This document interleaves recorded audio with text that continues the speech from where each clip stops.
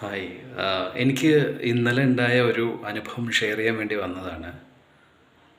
ഞാൻ തിരുവനന്തപുരത്ത് പാർത്ഥാസിൻ്റെ അടുത്തുള്ള ഒരു ഹോട്ടലിൽ നിന്ന് പൂരി മേടിച്ച് എൻ്റെ സ്കൂട്ടറിലേക്ക് വരികയായിരുന്നു.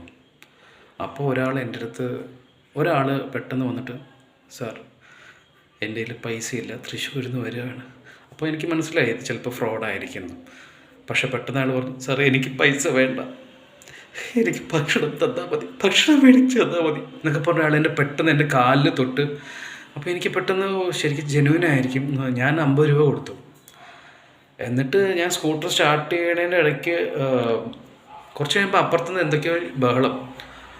എടാ ഇങ്ങനെ ചെയ്താൽ മതി, ഇത് ഇങ്ങനെ കാലിന്ന് വീണ് ഇങ്ങനെ ആയാൽ മതി. ഇയാൾ എൻ്റെ കയ്യിൽ നിന്ന് പൈസ മേടിച്ച ആൾ വേറെ 2 പേരുടെ അടുത്ത് സംസാരിച്ചുകൊണ്ടിരിക്കുക. അയാളുടെ തന്നെ ഫ്രണ്ട്സ്, ഒരാളുടെ കയ്യിൽ ബാഗ് ഉണ്ട്, വേറെ ആളുടെ കയ്യിൽ ഇവർ 3 പേര് മദ്യപിച്ചിട്ടുണ്ടോ എന്തോ ഒരു അങ്ങനത്തെ. എന്നിട്ട് പൈസ ഇടാ, എൻ്റെ കയ്യിൽ അത്ര കിട്ടില്ല, ഇന്നത്തെ കളക്ഷൻ ഇത്ര കുറച്ചേ ഉള്ളൂ എന്നൊക്കെ പറഞ്ഞിട്ട് ഉറക്കം അവിടെ നിന്ന് സംസാരിച്ചുകൊണ്ടിരിക്കുക.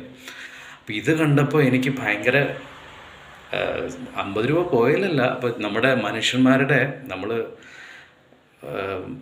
എല്ലാ മനുഷ്യന്മാരിലും നന്മ ഉണ്ടാവും, മനസ്സിൽ നന്മയുണ്ടാവും, തിന്മയുണ്ടാവും. പക്ഷേ ഈ നന്മ ചെയ്യാൻ ആഗ്രഹിക്കുന്ന ആൾക്കാരെ കൂടി എന്താ പറയുക, കാരണം നമുക്ക് വിശ്വസിക്കാൻ പറ്റില്ല. ഈ ഒരു 10 പേര് എടുക്കുകയാണെങ്കിൽ 2 പേര് ഇതേപോലെ നമ്മളെ പറ്റിക്കാൻ, നമ്മളെ അടുത്ത് ഫ്രോഡ് പണി കാണിച്ച് ക്രൂവലായിട്ട് നമ്മുടെ കയ്യിൽ നിന്ന് പൈസ മേടിക്കാൻ പറ്റിക്കുന്ന റാക്കറ്റുകളുണ്ട്.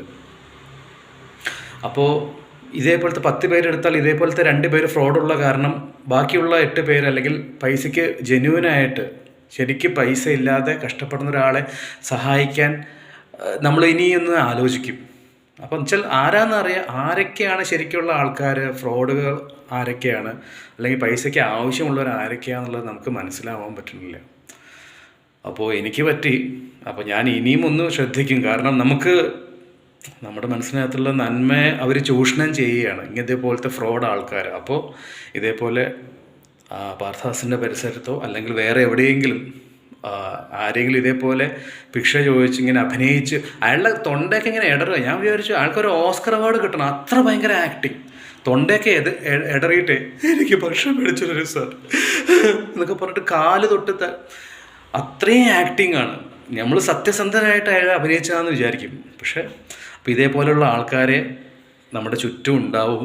അപ്പോൾ ഇതേപോലെ ആരെങ്കിലും ഭിക്ഷ ചോദിച്ചോ അല്ലെങ്കിൽ വരുമ്പോൾ ഒന്ന് ശ്രദ്ധിക്കുക, ജെന്യൂനാണോ എന്ന് നോക്കുക, എന്നിട്ട് ദാനം കൊടുക്കുക, അത്രയേ ഉള്ളൂ. അപ്പോൾ ഇത് പറയാൻ വേണ്ടിയാണ് വന്നത്. എല്ലാവർക്കും നല്ലൊരു ദിവസം ആശംസിക്കുന്നു. ശുഭദിനം.